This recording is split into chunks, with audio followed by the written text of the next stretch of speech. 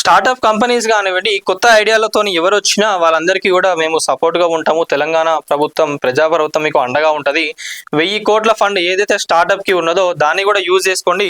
100 startups Telangana నుంచి వెళ్ళి, అంటే మన హైదరాబాద్ నుంచి వెళ్ళి కూడా ఇవన్నీ కూడా గుర్తింపు మంచిగా రావాలి అని చెప్పి కూడా రేవంత్ రెడ్డి గారు చెప్తా ఉన్నారు.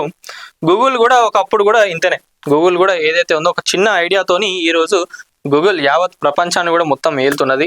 ఆ దిశగా మన హైదరాబాద్ నుంచి వెళ్ళి కూడా 100 స్టార్టప్స్ ఎవరైతే పెడతారో వాళ్ళందరూ కూడా, అంటే 100 అని కాదు, మనకు ఆల్మోస్ట్ చూసుకున్నట్లయితే 1000 కోట్ల స్టార్టప్ ఫండ్ ఉన్నది.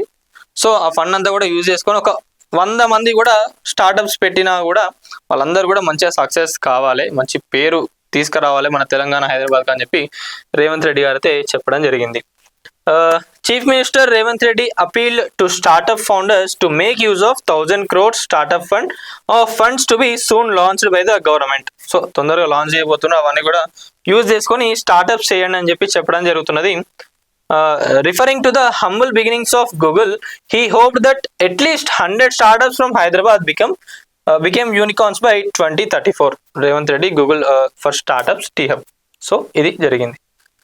ఏదైతే మనకు తొందరగా 1000 కోట్లు లాంచ్ కాబోతుందో దాంట్లో ఎవరైతే స్టార్టప్స్ పెడతారో అట్లీస్ట్ పెట్టిన వాళ్ళందరి దాంట్లో కూడా ఒక 100 స్టార్టప్స్ నిజంగా గూగుల్ ఏ స్థాయిలో అయితే ఎదిగిందో ఆ స్థాయిలో ఉండాలి అని చెప్పి రేవంత్ రెడ్డి గారు చెప్తా ఉన్నారు.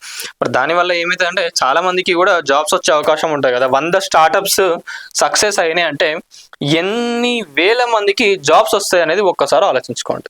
సో అది ఎవరైనా కొత్త ఐడియాస్తో ఉన్న, మా దగ్గర ఐడియా ఉంది, దీనికి చాలా స్కోప్ ఉంది ఫ్యూచర్లో అని ఎవరు అనుకున్నా కూడా ప్రతి ఒక్కరు వెళ్ళి టీ హబ్లో లేదా ఐటీ మినిస్టర్ గారితో కానివ్వండి, ప్రజాప్రభుత్వానికి కానివ్వండి, వాళ్ళందరికి సంబంధించి మాట్లాడండి. మీ ఐడియాస్ ఏవైతే ఉన్నాయో అవన్నీ కూడా అక్కడ ఇంప్లిమెంట్ చేయండి. ప్రతి ఒక్కరికి కూడా ఐడియాకి సంబంధించి ఇప్పుడు కాకుండా ఎప్పుడైనా ఒకసారి ఎవరికో ఒకరికి అయితే సక్సెస్ అయితే వస్తుంది.